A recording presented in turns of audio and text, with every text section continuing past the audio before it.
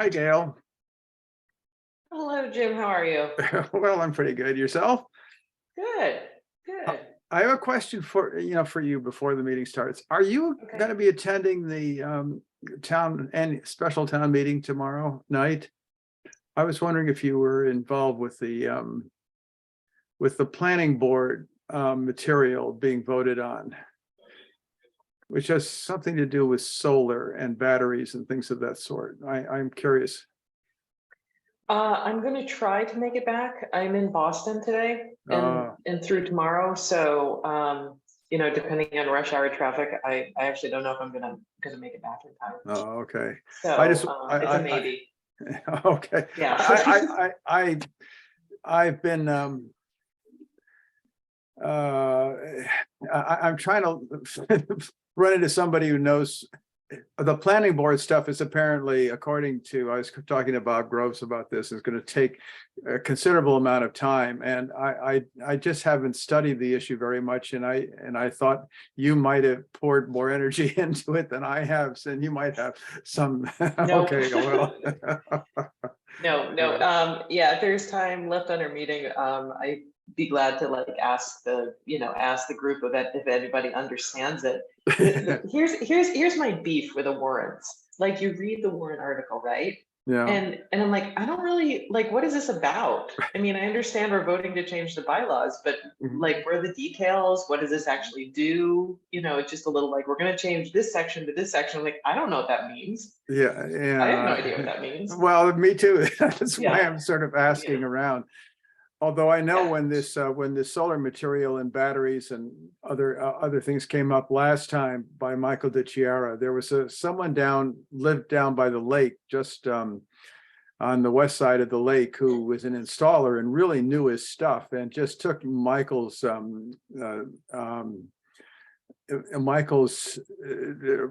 offerings apart, line by line. It was the only time when I've seen something voted down at town meeting. Everything always gets, voted through. And I had trouble following all of it then, except it has something to do with the batteries and people's, I don't know, it's confusing. And I Yeah. was talking to Graham about it too. And he he also wondered a lot, about it. So, but he probably knows more, a lot more than I do anyway, about what's going on. So, at any rate. Yeah, at the end of the meeting, again, if we have time left, let's see if he can enlighten us. Yeah, that would be good. That would be good. Um, you also had some solar notions that you were, I didn't something about a solar, I don't know,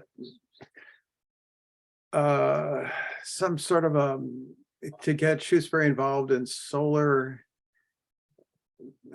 panels, or I don't. Yeah, it was just I had investigated with Holyoke Gas and Electric, just asking them, like, what are the options as an MLP to get into that. Yes, that's right. And That's right. so I got some good information after it was further conversations with Graham. He helped me understand that there are no-goes in Shutesbury for a variety of reasons. Mhm. So anyway, yeah, instead what's being pursued is a collective buying of electricity for Shutesbury, which a lot of towns, I guess, do. I can't remember the what is it? Community choice aggregation. Oh, mhm. So they can aggregate our buying power, and Shutesbury residents can choose to participate. So that's what's happening, and it has, the MLP doesn't have to have any involvement in that. It's just done by the town. I see. Oh, If somebody in the town, and what I mean is that, the town leadership wants the MLP to get involved in some way in solar, we can certainly move forward, but for now, there's no interest. okay. The aggregation, something Leverett's done for some time. Yeah, the CCA, the community choice aggregation, and that's seems like a good thing for us to do too. There's no downside that I can see. Mhm.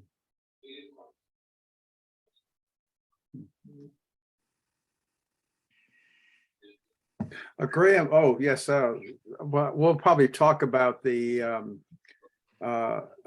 big write-up that you've done, this lengthy document. And we were discussing this afternoon, you know, techies, they sort of talk about saying weird things like this, about how long the batteries would last in the hut, you know, if both the generator and the town power disappeared. And we thought that it would be 2 to 3 hours. 2 to 3 hours. Okay, good to know. It may be, yeah. Yeah. Well, you know what? In the manual, we'll put 2 hours. Okay, 2 hours sounds. 2 hours. 2 hours. 2 hours it is. Okay. Yeah.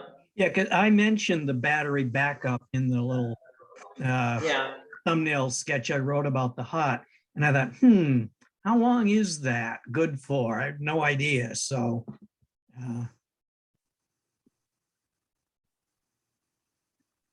I guess the key thing is that we keep a new battery in the generator, which I guess, Yeah, every 3 years, I think that's what you said. Correct. And it just got replaced in December, so we're good. Mhm.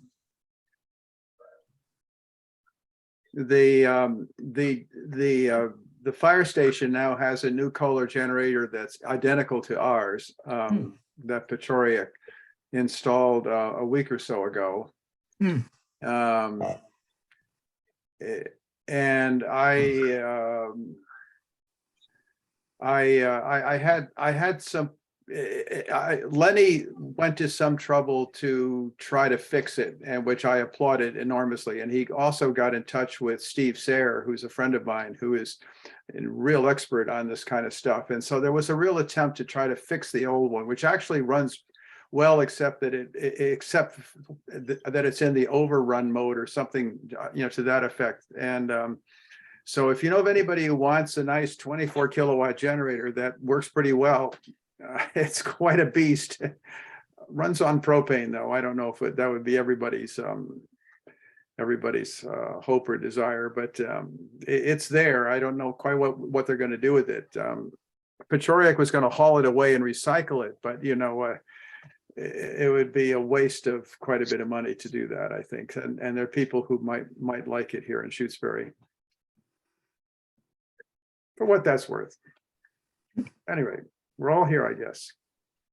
We all are here. Welcome, everyone. Our first meeting of the new year. Very exciting, but not really. Just keeps moving forward. So first order of business is approving our meeting minutes from December 21st as amended. Can I have a motion? So moved. second. Thank you. All in favor of approving the December 21st minutes? Aye. Aye. Aye. Staying if it matters. Let's see. So let's kick it off with the hut report. Graham, anything interesting? Yeah, not too much, of course. I did notice that as you look at the hut, take when you're inside the hut, the air handling unit on the left-hand side, I've noticed a few times I've swept up insects, you know, ladybugs mostly underneath that. And as I mentioned in an email to you, Gail, I think that the little critters can get in there in a way they can't on the right-hand side. And as I recall, the unit on the right-hand side got corked really well because Steve, you might remember that was the one that seemed to be leaking the most. Wait, left and right, I'm confused, Graham. Oh yeah, I'm inside the hut and I'm looking. Oh, okay. I'm looking at the left Correct. one, and it gets bugs underneath, and they're dead bugs at this time of the year. But it's happened a few times, and I don't know, Gail, if you've noticed a little bits of white. It looks like you know, insulation or something. So there's something that they shouldn't be doing there. So initially I thought it was packing stuff just from something that had been opened in the hut, but that's not it. So anyhow, I pick a warm day.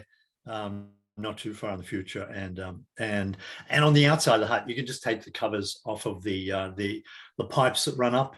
You might vaguely remember there's kind of like this funny PVC covering thing. I'll take that off, and I'll have a caulking gun, and I suspect that I'll see little gaps between the refrigerant pipes is what goes in the wall there. So Graham, just to understand, which side was it had more of the? Well, when you're on the outside of the hut, if you're looking at the outside of the hut, the one on the left, as you're standing at the door, the one on the left got caulked really well. Right. Yeah. The one on the remember that. right didn't have to get extra caulking, and I Yeah. just think that where the refrigeration pipes go through the wall under the cowling of plastic, trim. Yeah. But it's easy to take off and easy to fix. So it's that, we'll call it the back one, the one, towards the back of the loft. Okay, toward the back of the hut. Yeah. Yeah, that's the one. It's under that one that there's more debris. Yeah, there's more bugs there. Okay. Yeah, that makes sense. Yeah. So anyhow, nothing else. Swept the floor to get those bugs up again, oh yeah, that's right. I had my only and my first call to Netegrity, to the Shelled thing, because the hut phone wasn't working, and I looked at the hut. There's someone who's supposed to phone, right?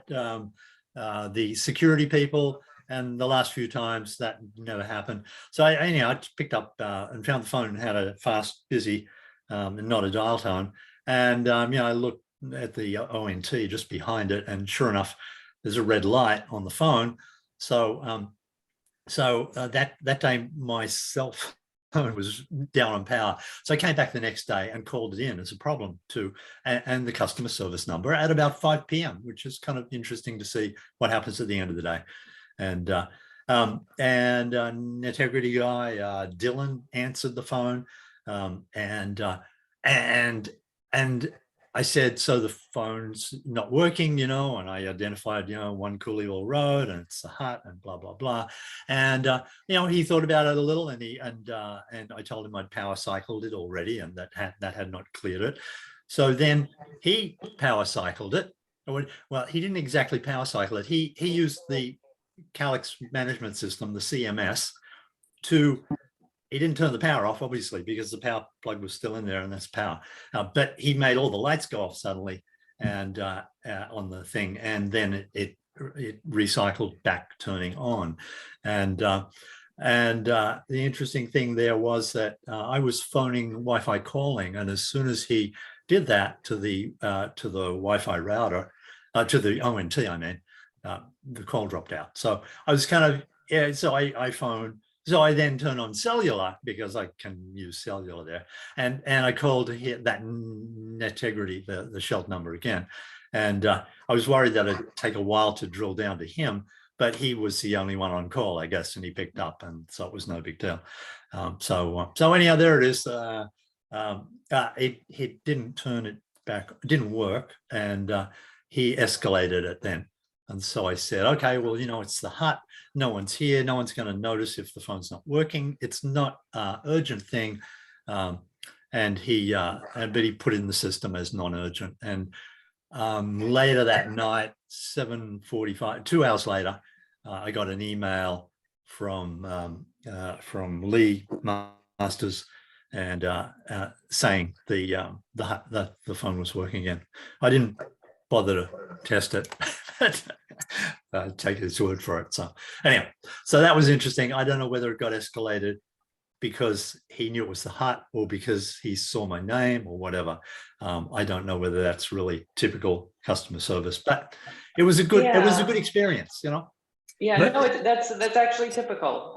And with the new, my new visibility into the tickets, it's really helpful. I saw, I didn't see it till the next morning, because by the time it got to me, it was after work hours. But see the time it came in, and then the time to resolution. So and that is actually pretty typical that So you see every work order then, do you? Yeah, I see every ticket that comes in. even just a question like, you know, what's my name or what's the phone number here? Well, okay. Well, that's very good to hear that. Yeah. Oh, okay. It's been very helpful, which is a great segue into Mm. little chatter on Nextdoor. That Did happened this week. everyone see it? I told Jim about it. I did, but before we go into that, Graham or Gail, do we know what the problem was with For the telephone? hot phone. Yes, here it is in the gobbledygook language of it was and it's a good question, Steve. It was the telephone had lost, or the system had lost, the SIP password, SIP, Session Internet Protocol. It's what voice over IP phones, one of the protocols that IP phones use, SIP, and it had lost its. Now, I didn't want to waste his time and say, how the hell did that happen? And if it only happens once in a million years, then no big deal. I assume that a lot of phones aren't losing their SIP passwords, but I don't know that. But Gail, you would, because it's a rare event, right? It is I would say it's more common with the switch that happened. I saw maybe a few dozen come through over the last 4 or 5 months of that same SIP issue. So, you know, but they have reduced almost nothing now that the phone switch is done. So I don't know this for sure, but I'm just kind of assuming, because of the pattern I've seen, that it has something to do with the phone switch from vendors. Can I second again here? Gail, you're sounding echoey to me. Is it? I don't know where your mic is. You're sounding echoey too, but not a big deal. But do you have something different today to other days? I do. I'm working from Boston today, so I'm in a room with no furniture. Sounds Okay. I see the same potted plant. The I same figured you'd plant have to is be in the hanging same behind place. Okay. Yeah, Okay. I apologize for the echoiness. I don't think there's anything. It's not very echoey to me. Yeah, it's okay. I just thought maybe if your mic was caught on something. Okay, I can hear you, but Totally clear. Okay. Yeah. It's a lack of all human comfort. That's what's happening. Oh, sounds horrible. Yeah. Okay. So anyway, the Nextdoor. There was a post that was posted about somebody complaining about dropped calls and internet speeds. There is 23 replies to it or something as of yesterday noonish. There's only 13 people. There's only 13 people in that. Yes. Good point. So lots of back and forth. And two of them were on our side, or at least two of them were saying, "Hey, chill." Yeah. So it looked worse than it was, but I still am concerned. The thing that threw me for a loop about it is that everyone's jumping on the complaints, but everything that we've seen over the last 4 months indicates that everything's fine and that the service is better. So I combed through the responses. The one that was most concerning to me was that somebody said that they were recommended to get a new router. Yeah. Just go and get a new router. And so I contacted that customer separately and gotten some more information. The thing that's weird about it is that I checked all the support records, because again, I can see them all. No record whatsoever of this person contacting showed. So I don't know. I'm like, did you, call That's weird. somebody else? I don't know. so their brother-in-law said they should get a new router. Because Gail, remember 2 weeks ago when they said that they had called Shell and said get a new router, and for the problem that it was Wi-Fi calling on iPhone 11s, and I said, well, that's not a router, and I raised it with you and with Lee Masters, and Lee Masters said he would he would put in a corrective there, but he never got back to me and said that that hadn't been said by anyone. But you mean, Paul, you mean that that household had not even put in a trouble ticket or a call ever at all? Yeah, in 3 weeks. I didn't see one. I Okay. didn't see one. So anyway, I'm going to keep investigating. You know, it's possible something weird happened, like they called in and their ticket landed in a different town. Yeah, in which because case I would see it. she thinks that she's called a few times, just so you know. Yeah, I exactly. mean, they live up the street, I know, so. Yeah. So anyway, I'll keep looking into it. One of the mitigation things that I put together was there's a Google form now for people to submit complaints. And so that if something is not going well with Shell, that they're not getting the help that they need, they can fill out this form. And then it comes to me about, you know, what was the issue? Did you actually speak to Shell? There's a big blurb at the top of the form saying, don't use this first. Yeah, okay. And is that on our website now? I didn't look yet. Okay, excellent. Yep. Okay, fantastic. Yeah, it's on our homepage. Towards the bottom, like under where it says rates and stuff, it says, you know, give us some feedback, and there's also a place to give positive feedback. So okay. You might want to you might want to just put a bold thing, unresolved problems, ? You know, something like that, just to flag it as, because you know, we all look at big pages of web information, and you know, it kind of like that's something that's really you know, that's more important than the history of how we got to where we are. And I looked at our page, and you know, we've got lots of interesting information there, but that's one to flag. Yeah. Oh, excellent. Yeah, so you know, I put it on Nextdoor, said like, please let us know if you're not getting help, and so far 3 people have. 3 people. Okay, that's interesting. Okay, and one of the people on the thread had said, hey everyone, you know, fill in that form. So presumably Dee Dee Wilson, who was on the Nextdoor, so she presumably did fill in that because she said everyone else should. Yeah, okay. Yeah, but again, there's only been three people who have filled it. Like Graham, I'm not counting your a test, your thing. Yeah. But mine was positive. I meant it to be a review. It was, and one of those 3 was also positive. Okay. Of just somebody saying, hey, I had a great experience with Shell. They helped out. It's been great customer service. So in reality, there's 2. Okay, right. And you know, one of the people complaining was from out of town. You know, they were Market Hill. That's actually not I don't think that's Market Hill is in both Shutesbury maybe and Amherst, but I think that the Market Hill group is officially Market Hill's not in Shutesbury, but the Market Hill part of Nextdoor might be. I don't know. Really? Okay. I kind of very close. Okay. Okay. I don't know for sure. So so the nature of the problem with, and the reason I was initially exposed to it was because when the new cell tower came up with AT&T service, it suddenly people down the road on their iPhone 11s could see an SOS thing on their little, you know, the top line of their you know, up with the, you know, Verizon LTE thing, and but also their Wi-Fi calling ability was intermittent. And yeah, now this is a thing. Well, you know, I Googled it, and it did come up as, you know, if this happens. I suspect that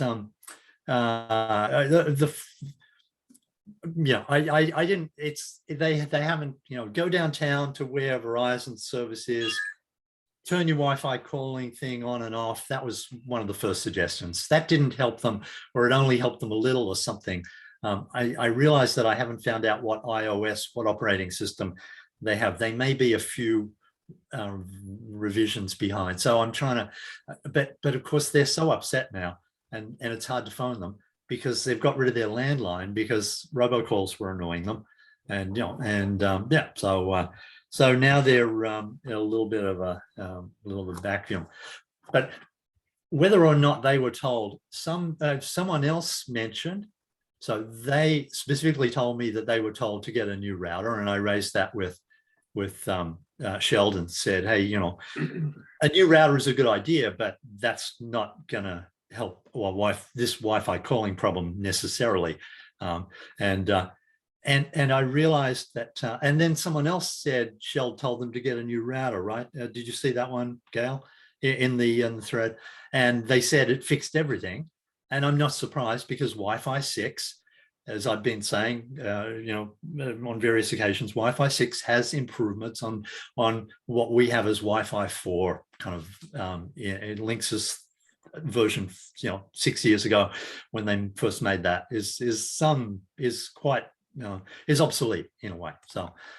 So I think it's still really, really good advice to as a general thing to say, get a Wi-Fi 6 router, get an upgraded router, and because some problems are going to go away. Some problems will never arise.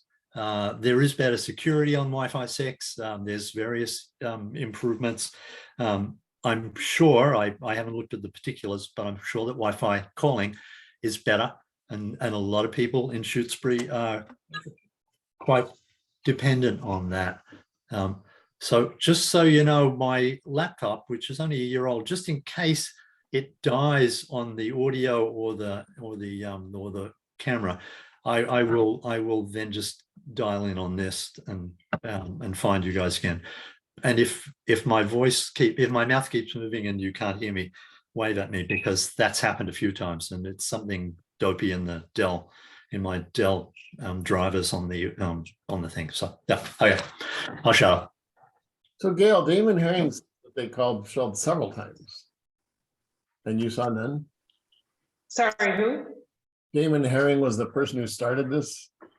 Oh, no, not that. There was a different somebody who was talking about getting advised the router, who I could not find a record of. Okay, gotcha. Yeah. Couple thoughts I've got here. Excuse me. First of all, telephone issues are more complex, I feel, for us to diagnose now, because the distinction, well, landline phone, it used to be the desk set, the rotary dial desk set with the cord into the line. The difference between that and your cell phone was like really obvious. But today, most people, even with a landline phone, are still using a cordless phone. Right. And, you know, to say, is this problem with your landline or your cell phone? Well, you know, a lot of people don't really understand the difference between these two devices. So they say, oh yeah, it's da-da-da. Well, so that's a problem in diagnosing problems. Steve, also, you know, those cell phones use low band. The cell phones are the Cordless. No, the cordless phones all use 2.4 gigahertz for communication, which of course has all kinds of other stuff on it too. That's the old ones, yes. And microwave ovens, for example, will mess them up. But the newer ones, well, I know the newer ones are fine, but I think like everybody in Shutesbury, everybody has old equipment hanging around that they're probably going to use. So, well, I guess the main thing here is the honeymoon's over. Yes, it is. Yeah. the other thought I had was just a couple days ago, we got that email from Shell about this upgrade they were doing, or maintenance upgrade service doing on the telephone service at 4 a.m. last night. And then this morning, Graham, I get your call about this. I haven't looked, I had not looked at Nextdoor Shutesbury probably a year. So I look it up saying, all this stuff going on. Do we know what that service was that Shell was doing on the phones system last night? And do we know, is there any connection to any of the problems people are having? They say maybe. It may fix some of the call drops, but again, we have no data set. We, you know, like this is just hearsay on Nextdoor, people saying, I got calls were dropped. Were they landline calls? Were they Wi-Fi calls? Some people said so, you know, specified, some people didn't. What were the conditions? So we're working with a lot of unknowns here. But so do we we'll- know what this upgrade service that Sheld was doing last night was, and what? I do did- not have specific details. But they did say that this may alleviate some of the drop call issues. And yeah, and operating systems, they're always updating them. They're always, they're always fixing some little glitchy thing, putting something in the programming. So, there would have been a lot of little stuff as well, that just is house cleaning stuff, housekeeping. It might be useful to know just what precipitated their doing this. Were they Pretty standard. Well, but it'll be good It's a to know. routine Were thing they- as well. Were they aware of some problems and said, so let's do the upgrade? No, they were not aware from the customer's end. They may have been aware from their end, seeing stuff, but it's not like, oh no, we're getting all these customer complaints. Because again, I haven't seen them either. This, the next door string was a real surprise. So anyway, I'll keep collecting information and monitoring our the complaints department, and see if there's anything global. From what I've seen so far, it's not a large portion of the people, it's just a small portion of loud people. And that all of them are different issues. Like some people have some similarities, like, yeah, this person said that they were recommended to get a new router and had dropped calls, that, other people are reporting slowness. The slowness reports are a big mystery to me because nothing changed, right? I could kind of understand the phone stuff. It could be, Wi-Fi calling issues. It could be the cell tower interference. It could be just some like iOS upgrade or whatever. But the internet speed issues of people saying, ever since the switch, it's been so slow, is a total mystery to me. But you can convince yourself. Right. And a few people were saying in the last few weeks, which immediately triggered to me the cell tower thing, because especially if you have AT&T service, you can be in a part of the house where you've got started Wi-Fi calling. You could move further away to a lower signal part of your house, and the cell tower could easily start to fight for running that phone call. And when that happens, that conflict or that competition, you can end up with losing a channel on the voice and the one way or the other. And that used to happen at UMass all the time, because we had really good Wi-Fi inside, and people would start a conversation on their cell phones, and they'd walk outside, and suddenly this, they lose the and so they're usually the cell tower would just pick it straight up, because it was great cell tower, but sometimes it would drop, or you drop half of the circuit, so it's something that is a thing, and the people who have this SOS thing, that's a Apple, that somehow or other that's an operating system problem for Apple. But they're upset because their system runs through our Wi-Fi, not our Wi-Fi, through our fiber, and so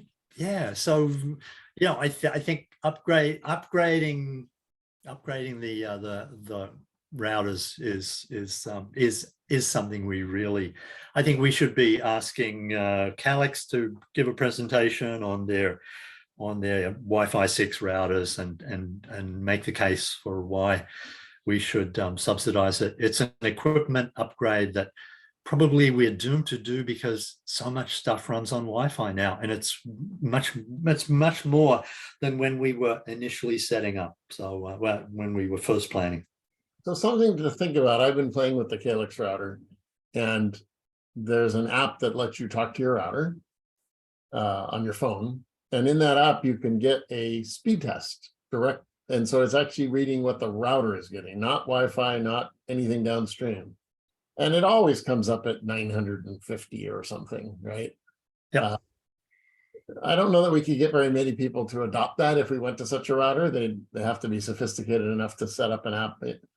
But I also remember one time being in a hotel where I had a router that told me the speed right on it. There was a little like readout on it that was give a real-time speed response. Maybe it was only when I was using it, I'm not sure.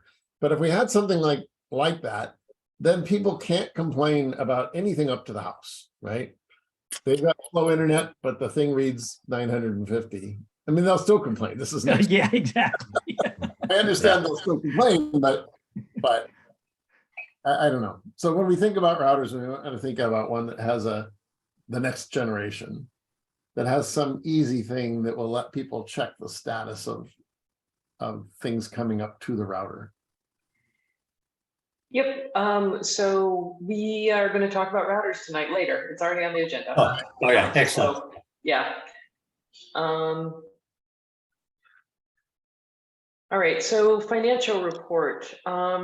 So our current budget is about $269,000. This includes $250,000 in collected MLP fees for the year, plus $101,000 in free cash that was certified from fiscal year 22, plus $73,000 also left over that's currently rolled over into our emergency fund.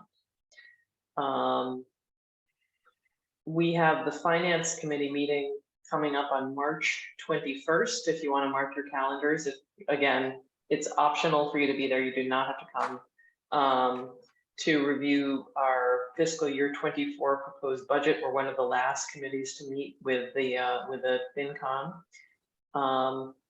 So tonight I'm going to pull up just a draft of the budget. I was thinking that we would look at it. Let me know if you have any questions, concerns, anything we need to research, crunch numbers on, and so that we can finalize it hopefully at our February meeting, and then still have one meeting in between if anything else is needed for it.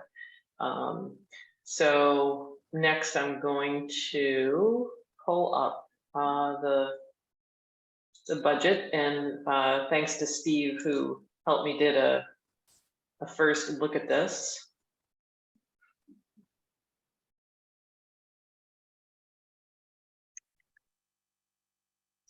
I'll need my glasses.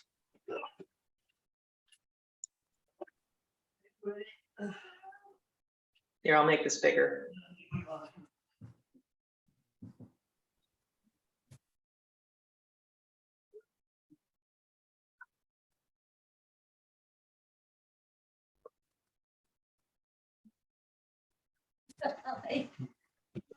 Yeah.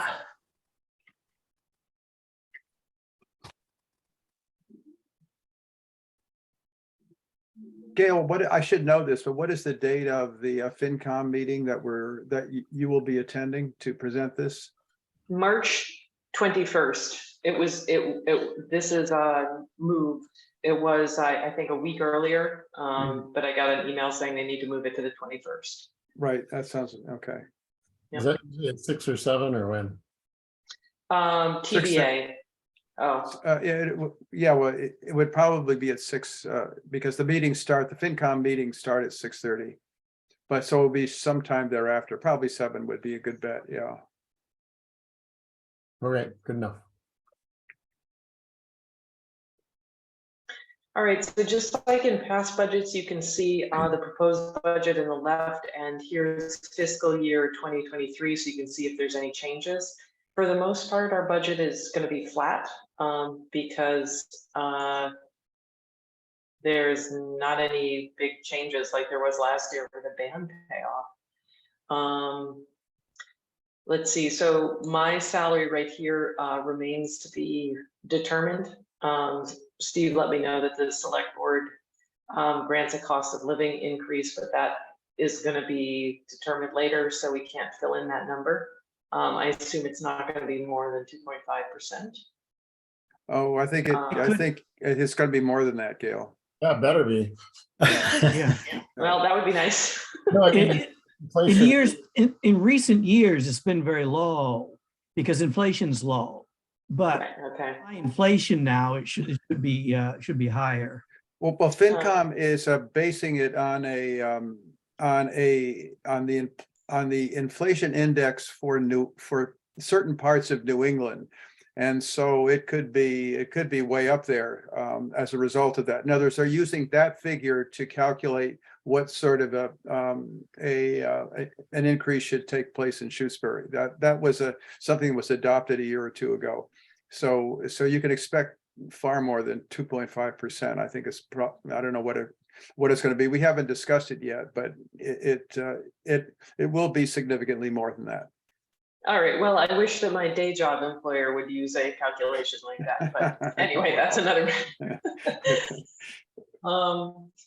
So all of these other numbers are the same as last year. The debt service is changed slightly lower. You know, each year it lowers a teeny bit until we get to that 10-year mark. So that's why it's 99 instead of 100,100.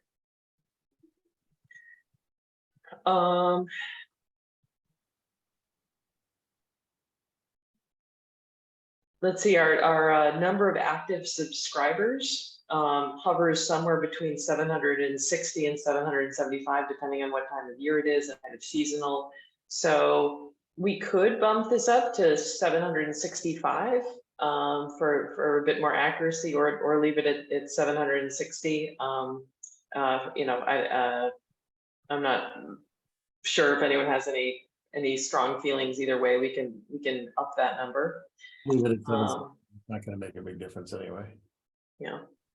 All right, I'll make it 765. All right. Okay. Let's see. So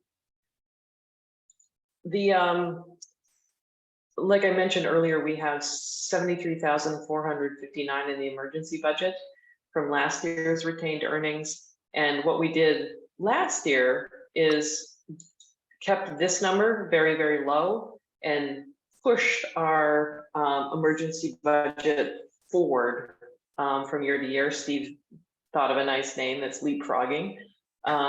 Retained earnings from year to year to keep feeding that emergency fund.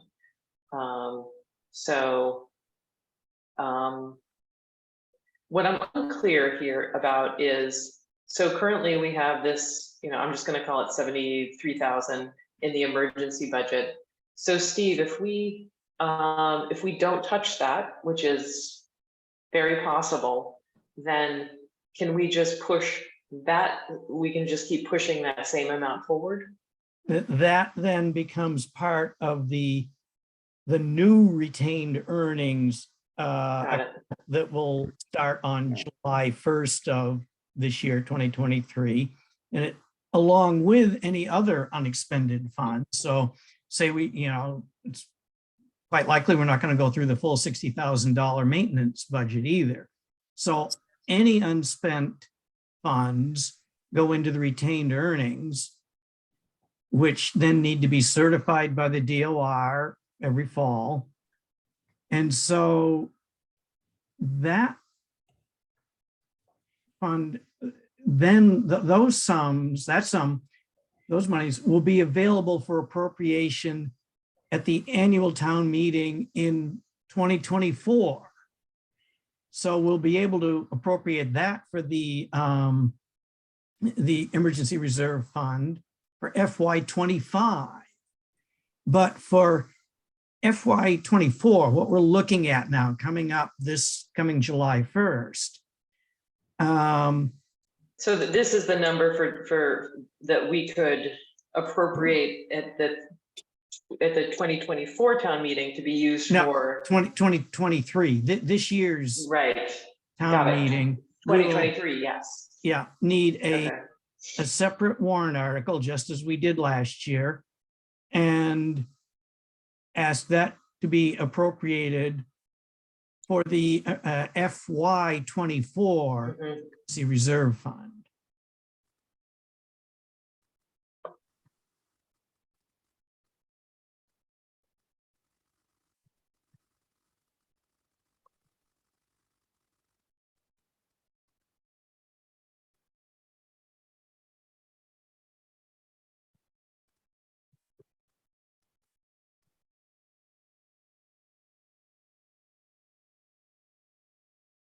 I'm writing myself a note because I'm gonna forget this in a Yeah. month. Okay. Yeah. So,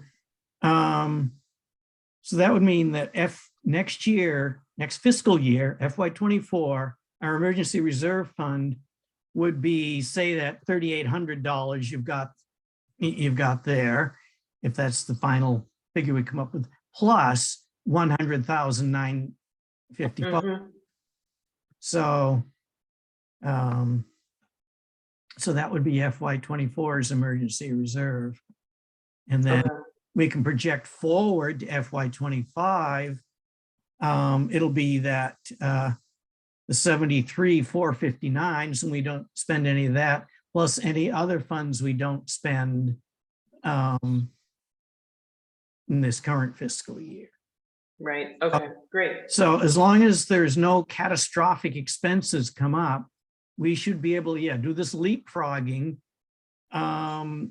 year by year, where we'll have an emergency reserve fund in the range of $100,000. You know, it's going to vary from year to year, but we're looking something in the $75,000 to $100,000 range every year now going forward. Yeah. And Steve, the leapfrogging, or Gail, the leapfrogging part is to avoid the undefined portion, waiting for money to be verified. Is that what happens at the beginning of every fiscal? It's any money that's left over in our, okay, let's back up. You don't have access to it for a while. Yeah, regular town departments, at the end of the fiscal year, everything they've got is just gone. It goes back into free cash and they start over. With us, in an enterprise fund, you start over the new budget, but leftover funds can go into this retained earnings account. You do get the use of them, but you have to wait until the DOR certifies them and you have to appropriate them. I call it a reappropriation because it's already appropriated by one town meeting. Now we have to have it appropriated again by the next town meeting. So Got that lag there. Yeah. So leapfrogging is the money in retained earnings on July 1st, you can't use in this fiscal year, but you can plan on using it in the next fiscal year. Yeah. So Got it. you know, sort of a long-term, or at least middle to long-term outlook. A good workaround. Thank you. Yeah. Right.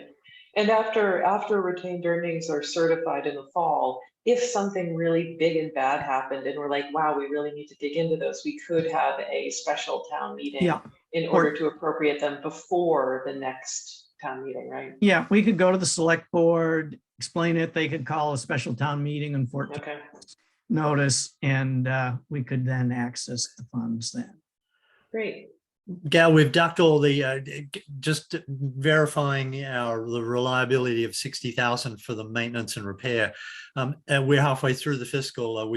We're comfortable, right? There are no big storms, and therefore it's pretty comfortable. Good. Yeah. It's comfortable. It is more than past years. And I don't have this is more of just like a looking at past years in an intuitive sense of like, yeah, this is more repairs and they're more expensive because we're working with a different vendor that charges more.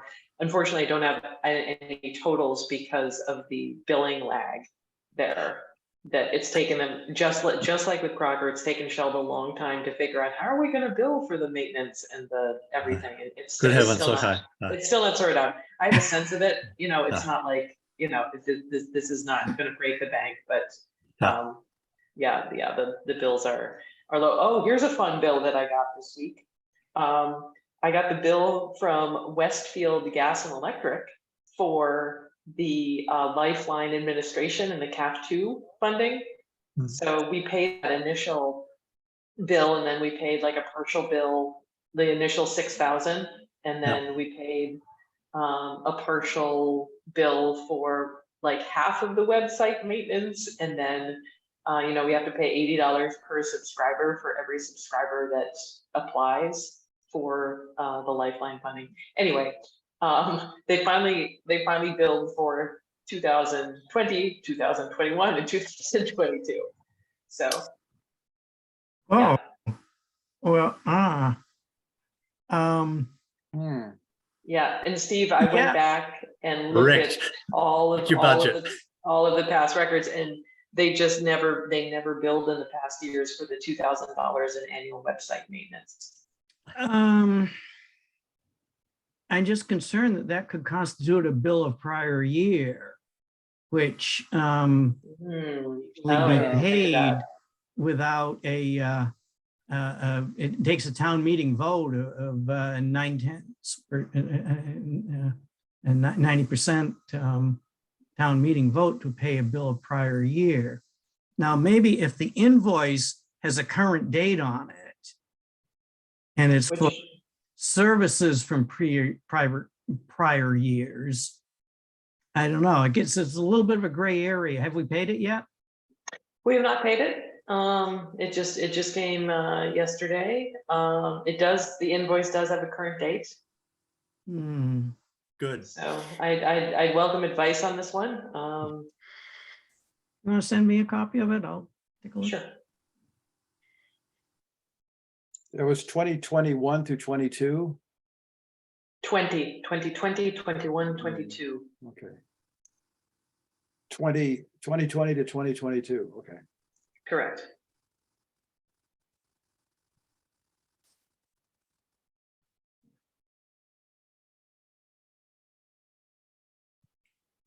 All right, Steve, I'll get that to you by the end of the week. Okay.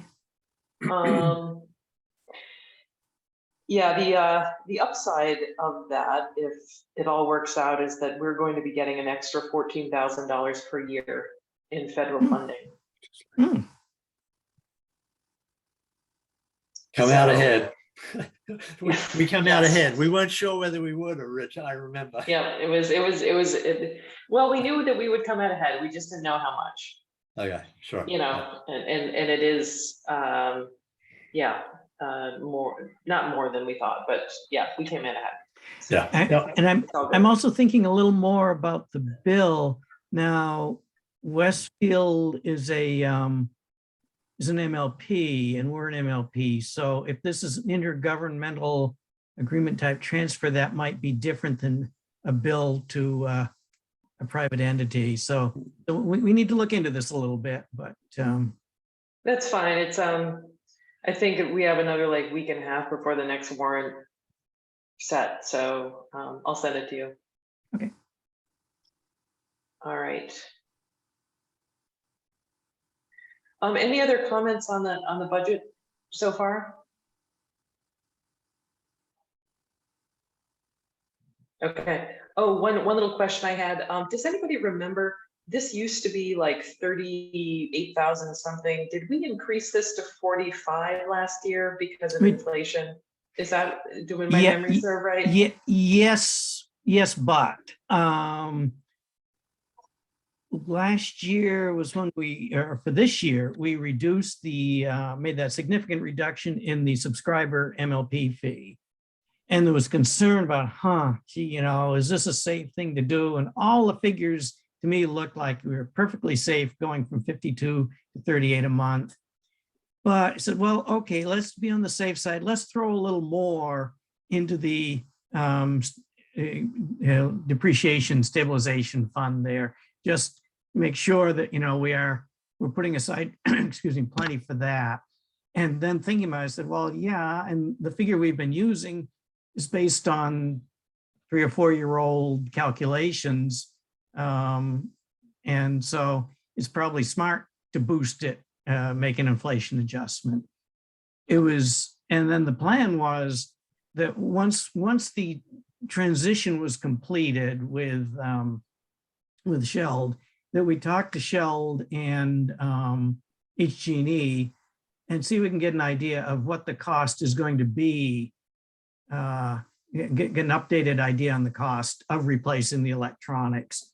And let's take a fresh look at where that stabilization fund is, how much we're going to need, when we're going to need it, and we can go forward on seeing just what we should be putting aside each year. But to be on the safe side, we thought let's bump it up right now. Yep, great. If that Okay. accumulated over only 7 years, it would be about 400 bucks a house, which includes hut, right? But still, it's about. Yeah. Yep. So there's current- is there a fund, the capital stabilization fund that sits somewhere else, not on this budget document? Is that true? Yeah. correct. And currently it's at about $113,000. Okay. We put 38 something thousand into it 3 years running. Yeah. And now the town accountant makes it's just a book transfer that she makes once a year, typically in the spring. So the 45,000 this year hasn't been moved over yet into that. We'd had a little chatter last meeting about the new accounting system that the accountant is using. And also just at the same time that happened, I got cut out of the loop for getting those reports. I just got back on that loop and I got the new report. I went through it very carefully, and there's all this information, including our accounts. The one account I cannot find is that broadband stabilization fund. I don't see listed there. So I'll contact Gail Weiss and ask her why that doesn't show up there. Or, Make sure no one's run off with it, right? yeah. I'm actually calling from Tahiti. No, just kidding. Yeah, right. Yeah, where did you say you were? Yeah. You said, okay, now we understand. You'd be Now it all anywhere. makes sense. Uh, All right. So, let's see. Let's talk a little bit about routers. So we have this depreciation fund. We were thinking it would be 7 years before we would do a big router upgrade. It seems like technology is moving fast enough that is not going to fly, that we need to do it sooner. I like the idea of these managed routers. It seems like they offer an awful lot of benefits and work better with all of the Wi-Fi devices. So a little bit of, so we're not going to decide anything tonight, but I just want to open up the discussion and see what other information we need to get in order to make this decision so we can keep it going. I did some back of the envelope math to figure out, let's just say we did it. Let's just say 2 months from now, we're like, all right, we're going to upgrade everybody to the new U6s that are offered from Calix. So they're $240 each. Is that a So- new price? They were 150 last year. I don't know. I looked at the invoice that they sent, and they were 240. Wow. Wow. So that's the 5 U6s and the 4 U4s of that, the invoice. Okay. Yeah, I think you check. Ask Well, them. Say that again. Yeah, because that was not the Okay. price they quoted. That might be the per item price, and when you do bulk, they're gonna give us a big discount. There may be, but that was totally not the price they quoted. So just so you know. Okay, it was 150, you said? Yeah, 149 was the number I remember. Okay. Yeah. All right. Reasonable. And it might have been That sounds more, when I might have been saw the price. it was- 139, but Yeah. 139, but and I figured might have inflated, but it hasn't inflated that. But they will have inflated. I mean, there's no doubt about that. But anyhow, that wasn't when they shipped them to us in the old price, and therefore it should match the quote they gave us at the time. So when did you get that invoice? Just roughly, how long ago? Oh gosh, I have no idea the date. A little while back. Okay, I just checked my records and found it. Yeah, So yeah. They made a mistake. Yeah. They made a mistake in the proposal or in the billing. I don't know which. Yep. Because at that price, we don't have enough in our fund right now to pay for this. Well, Jim- even at the Jim, old Jim, price- don't put that in the minutes because it has to be resolved. So Okay. Yeah. All right, well, I'm just gonna, I think that knowing what I know about our router investigations in the past, I don't think these are $240 routers. No. about 150 sounds more accurate. So let's say we use that number, not my 240. Yeah, So okay. so 760 times 150 is 114,000. So, you know, if we replaced all of the routers floating around out there, That's going to drain us right there. it's going to drain us right there, but we don't have labor yet. Yeah. Right, don't right. have labor, We can't just like, here, we're gonna pull a tractor trailer up to the town hall and everyone come get a router. There's gonna have to be installations here. Yeah. So, let's see, so it's $90 an hour for a tech with just a tech with a van, no bucket truck. So say he could do three house, and I'm not being sexist, they're all he's. We haven't had a she yet, so I'm just gonna say he. So say he could do 3 houses in an hour times 8 hours a day, 24 houses per day. So 90 times 8 equals $720 a day, 30 days of work. So $230,000 in labor. Yikes. Yeah. It's the labor part is the worry. They are easy to install, but not if you don't have much of an idea. Yeah, and so yeah, yeah. Have you asked Shell, or does Shell have experience with these routers? Oh yeah, this is what they use for all their customers. And when do they roll out new routers and they do it with this labor calculation? They haven't done it yet. Their network is too new. I see. They've never done a replacement, so they don't have any experience. I certainly am going to talk to them about, like, you know, how are we going to solve this? Is there anything you recommend? But it's you know, all those costs together about $340,000 to do a full router, all the labor, all the materials upgrade. So yeah, we don't have enough money now to do this. And to write that off over 3 years, what would that add per customer? If one upped their bill, everyone's bill over, say, a 3-year period or a 4-year period, what anyone got a calculator handy? Sure. So 344,000. So you want it over Divide 3 by years? 750, divide by 3 years. 3 equals divided by 760. Divide by 12. Divide by Yep, 12 monthly cost. Yep. Divided by 12. $150 a year or 13 bucks a month. Okay, over cool. 3 years. Okay, so So the sad thing is, it's like, oh, that's just what we lowered the rates by. Oh, that's okay. We're really cheap now. Yeah. But there's we could do it in 2 phases. We could say anyone who wants to be in the first wave, give us. You might have to, if you say it's free, then everybody puts their hands up. So you might want to say $50 and see who. Right. There's ways we can work this. We can have people pay a portion of the costs if they want an upgrade. If everything's working fine, use your old Linksys. That's fine. Yeah, exactly right. We could just do the labor costs on folks. We have, technically we do we?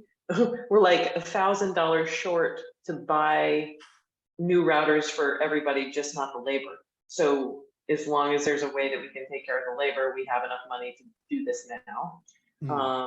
So anyway, there's options. Is this something that we should pursue and start offering over the next 6 months to a year? Graham is nodding his head. It's just the people who have problems are people who need routers that can be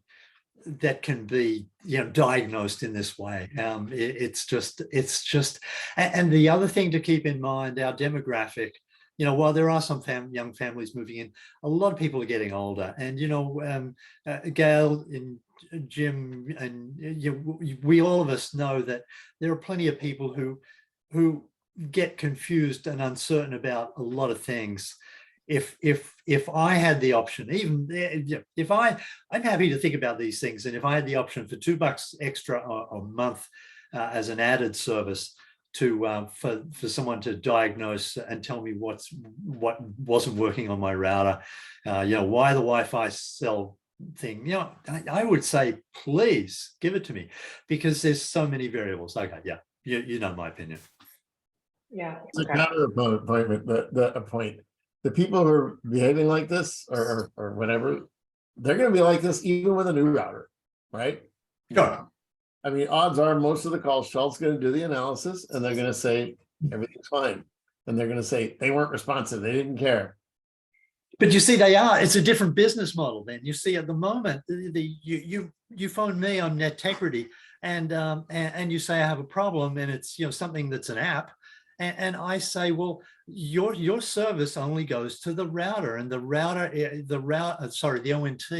The ONT has 5 or 4 green lights. If you don't have telephone anymore, you've got your 4 green lights. That's what they're guaranteeing. One of those green lights is the Ethernet that goes into a router, but that's all they got to do, the green light on their ONT. And that is a problem for some people, because they don't really understand how the apps work anywhere in the thing. And yet most of our service really is, all of our service is photons on fiber getting to ONTs. But most of the services that people are using are that little step just over the hill from the ONT. And some people just get so they see red. I've been talking to 2 of them down the street when the integrity guy says, well, that's not our responsibility. It's something with the router or your iPhone, and they can't, and the integrity guy can't actually see what that is, because he doesn't have a supervised. He doesn't even have the possibility of looking at what the router's doing, because it's a Linksys router, So, there's all the services that people are going to have problems with are not the ONT. That's my point. But they're also not the router. But they often are. But the router is talking. The router is talking to all those things. The problems are because they walked near a microwave, or they walked around the corner and there was a big closet that blocked. But the router, a supervised router knows what's happening on those apps. No, the supervised router is going to know what's happening when the tech connects with the router, which is not when the person said, my phone blew up in my hand. But it can run a history. It can run a history. It can set a history for the next 24 hours for an intermittent problem. And it can tell them that when they come back 24 hours later and they say, I saw this in the history, that this didn't happen and this didn't happen, or you're getting resending package stuff. I mean, there's various diagnostic things now that can be pretty specific as to at least what's not working and how it's not working. Not exactly why it's not working, but I think we should get the Calix guy to come along, the salesperson, and tell us how good supervised is now, because it wasn't good when we first evaluated it. And a sales, it's a sales pitch, but I think I think that a lot of people are, the only thing they're going to have a problem with, it's not going to be service to the ONT. It's going to be the things that go through the router, and anything we can add to that, so that the integrity guy is not just saying, this is your problem, folks, upgrade the router, do anything you want. It's like some people, even if you say that very politely, of, oh, I'm sorry, the ONT is working, and the Ethernet feeding your router is doing what it should do, you've got some other problem. They don't know what to do then. They don't have a router service person. How about, maybe we should offer customers for a certain fee, the new router plus the $2 a month for supervising it, as a sort of a package that they can choose to purchase and buy, and just leave those who are perfectly satisfied with their Linksys routers or whatever router they're using now. They can keep those and not have to subscribe to to what will be a very expensive move on our part, I think. Totally agree. I would second that as an idea. Yeah. Yeah. So then we're in a mixed hardware.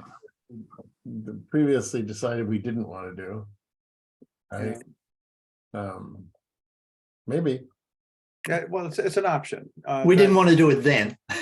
Then was very different. Yeah, it wasn't a good deal way back when. And plus we had to do it for everybody in town. Everybody had to pay for it. And Right. maybe a lot of people didn't want it. But now we have the option of offering it, person, subscriber by subscriber. I mean, that's a big change right there. Okay, so I'm writing the Nextdoor crank thing right now, and it says they pick crappy routers and now they want to charge me extra because of their mistake. Well, it's not that we're saying that it's just if you want this higher level of service and this new Wi-Fi 6 and all of it. Wi-Fi 6 didn't exist. So I if you understand. want Wi-Fi 6 now, Craig. Yeah. This is a whole new ball game. I don't think our subscribers would have a problem with that. Oh, In other no, words, 99% of our subscribers won't, but if we're worried about Nextdoor is going to crank no matter what we do. well, We're not worried about. I'm not worried about Nextdoor because I agree. People who are unhappy will be unhappy. But it'd be wonderful to be able to get an answer from Integrity about what's not working on my apps. So. Well, another way to look at this is ignoring Nextdoor for the moment.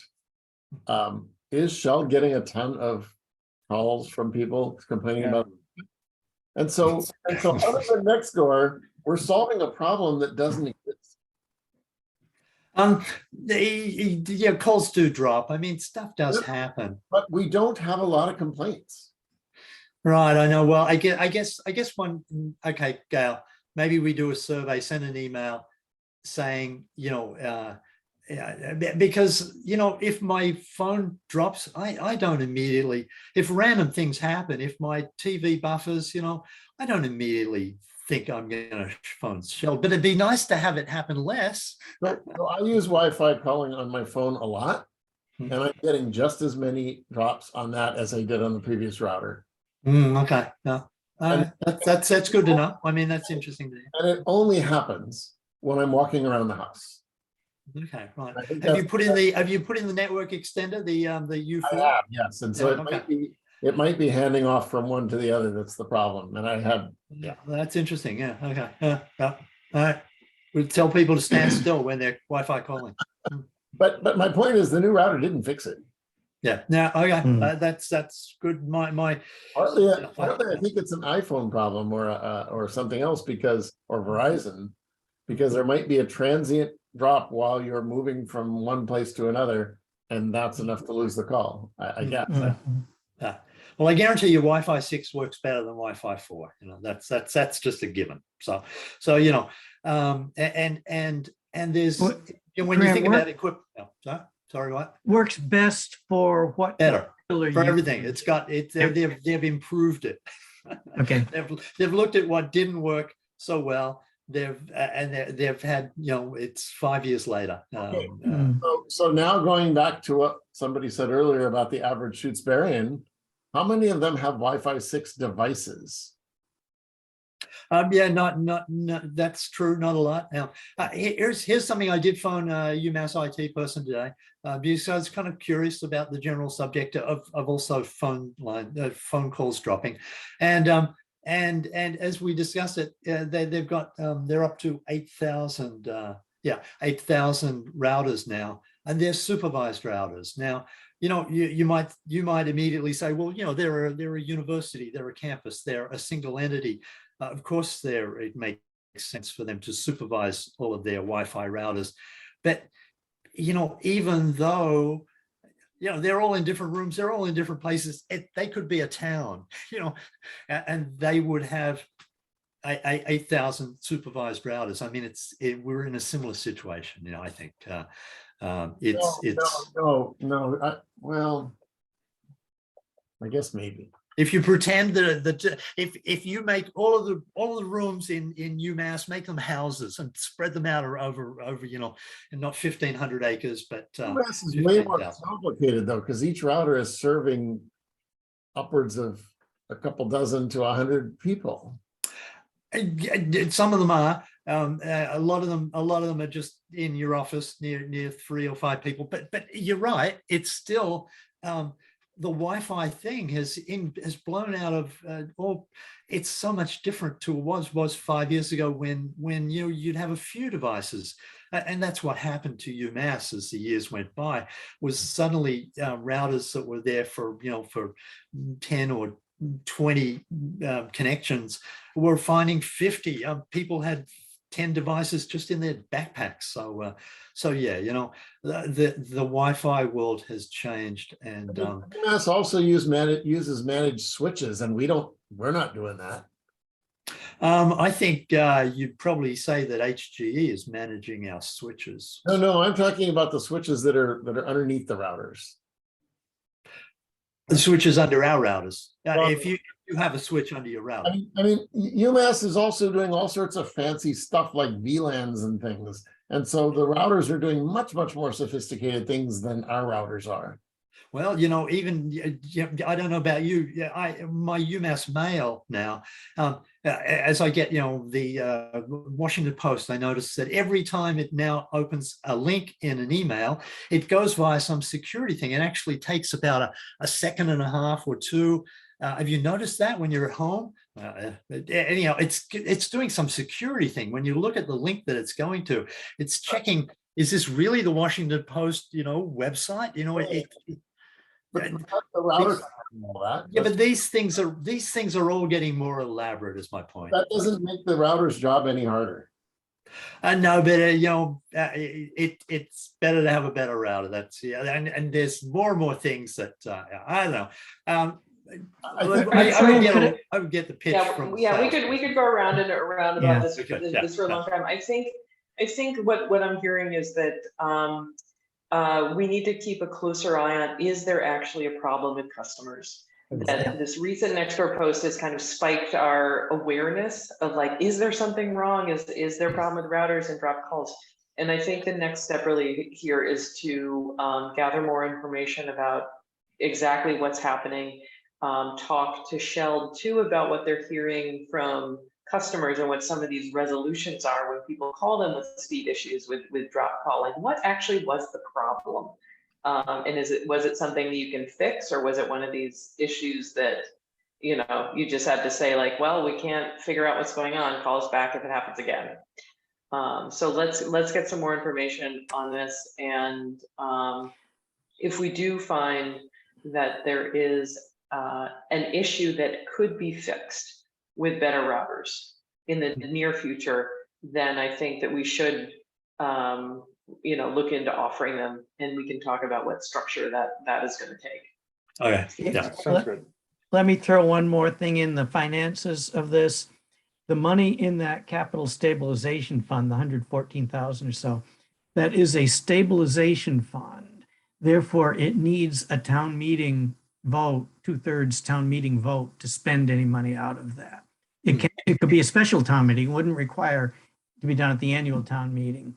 But Good like to know. all the rest of the money that we've got that we can just go ahead and spend if we've got a line of appropriation for it, that is very restricted, and you got that hoop you've got to go through before you can spend anything from it.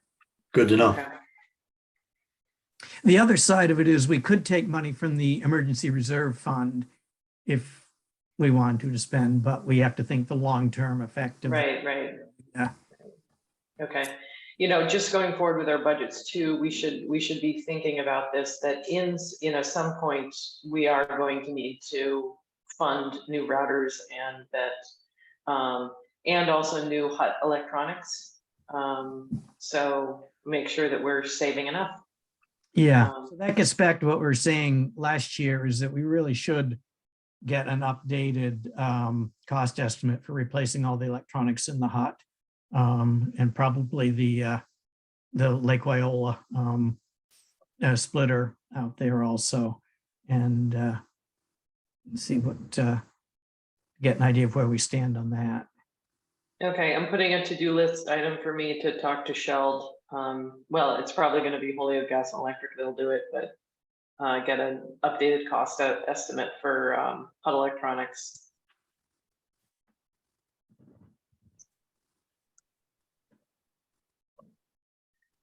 All right, last thing to do tonight is You won't need anything in the splitter. It's passive down at the lake. As long as you've got a spare so that you can replace anything that breaks. So, Okay. there's We do- splitters in the hut too, and you just need spares. You don't replace them. Yeah, Mm, and so this, we did get that spare, by the way. Oh, good. Okay, We excellent. have it. Yeah. Yeah. okay, so the splitters don't require replacement. They're passive. They may get dried out eventually, and they might have an age life, but they don't have much of an age. It's not like something that anyone talks about as, oh God, they only last 10 years. They last more. So maybe we really need to know just what the specific items are that we're looking at replacing, replacing. All of the active equipment, everything Yeah. that's in it. Oh. Yeah, my question is gonna be what's all the equipment that. Yeah, what are they? Yeah. Needs to Yeah. get replaced in the next 5 years, and how much is it? Yeah. The UPS batteries will probably be a thing Yeah. that's got an age too. Yeah, definitely. Yeah. Another question related to discussions from a long time ago is that originally we wanted to replace the router at the same time as we replaced the HUD electronics in case there was some feature that we wanted to see. Mm, I don't know if that's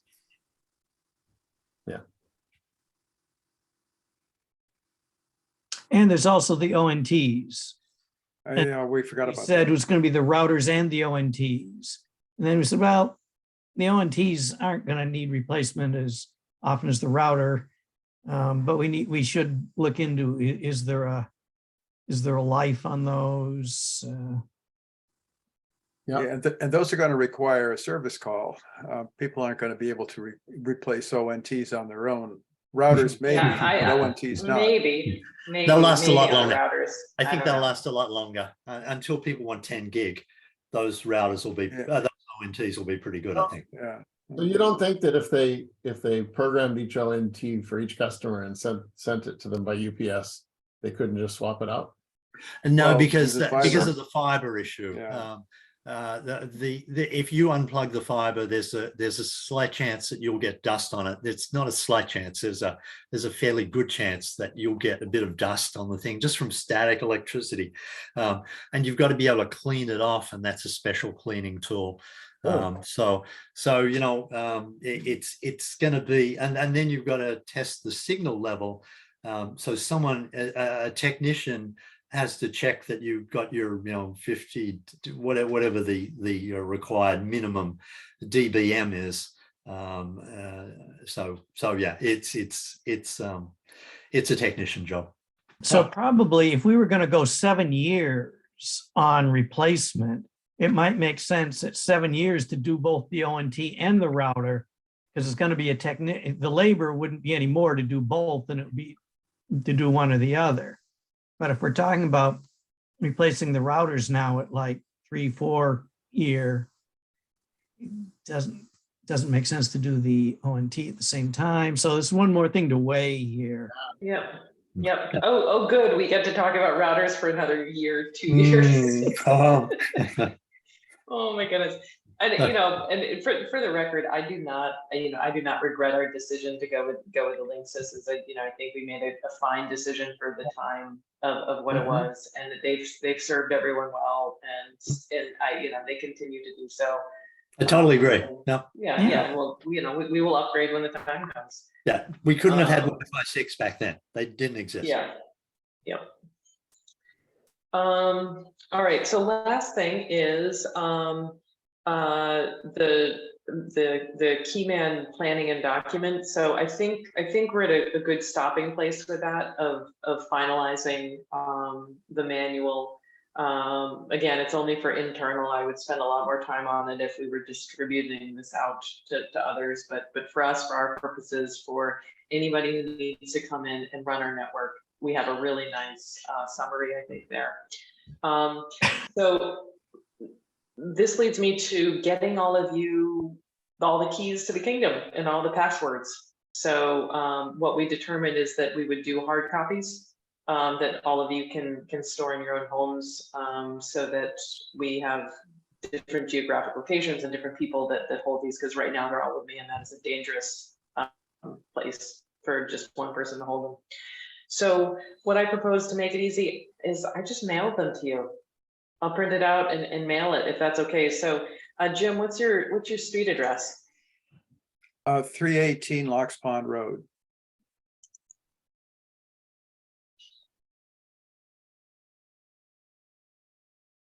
And Graham, what's your number on Wendell?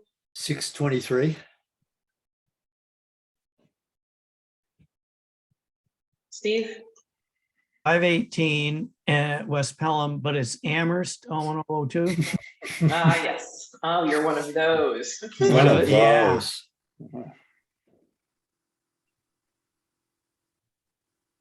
Oh, 1002. All right, Steve- and Steve, did you look at what poles our town owns? Did they have any label on them at all? I never, you know, every day I think, oh, I Yeah. think from time to time, oh, I should run over to Pelham Hill Road and take a look. And it's usually about as it's getting dark that I remember it. So It's not a very urgent thing to know, because we'll hear about it if it gets broken, and we won't ever Yeah. hear about it if it would be doesn't get good to broken. have it in that manual. And I really think that there was one street pole and one service pole. Jim, that's what you. Yeah, that's yeah, right. yeah. I think that's it. And I put a little note in the manual Yeah. saying, like, I think we have a service pole here too. It'll both Yeah. be at the same location. It's not a big deal. So we'll Yeah. leave it at that. Good. All right. And I almost got to editing it, but Gail, if you wanted to make a note that you had a question in the thing about the Pechoric. Pechoric did offer a $10 special service per month, but we opted, as you kind of half remembered, we opted to use the on cue thing, which is free and provided by Kohler. So you know, it didn't make sense to get Pechoric to do something for $10 a month, with the risk that he would rush up sometime to Shutesbury and charge us for something Right. so Pechoric is an option, but we don't need it, so we're not using it. All right, I'll make a note to edit that, because I think I. Sorry put it that I in there. didn't do it. Well, No, the that's okay. ECAC committee was crazy busy with Yeah. proposals on the MVP stuff. So yeah. Gail, I did find a couple more possible edits. Okay. You know, maybe I've done enough. Nope, I'm glad to take them. Why don't you send? I want to get it wrapped up by the end of the week though. So if you could send it to me over the next couple of days, I'll add it to Okay. the last draft. And this is, you know, it's a living document too. So Yeah. you know, as stuff comes up, we can always add to it. All right. And thank you everybody for Jim, all of your edits too. I think it's a really nice summary of our network, and is going to serve us well in the future as you know, as a legacy document as we go forward. Anything else for tonight? I would just say that maybe a possible way to think for the future is that we could, as Jim's suggestion, that we could offer for those who wanted an upgraded router and wanted service, because I would put my hand up for it straight away, even if I had to pay $100 for the capital equipment. So, you know, at least it gives us a thing to offer to people who are saying, I'm tearing my hair out for whatever reasons, because some of them will be, I don't want to put it in the minutes, but some people are very, you know, they're not tech anything savvy. And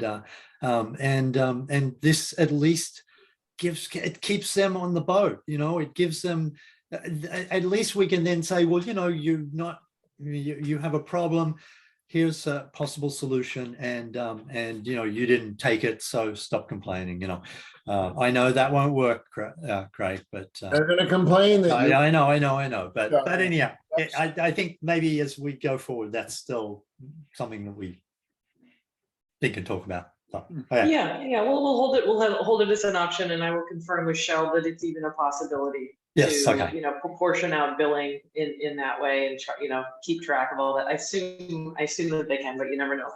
All right. Yeah. Well, thank you guys.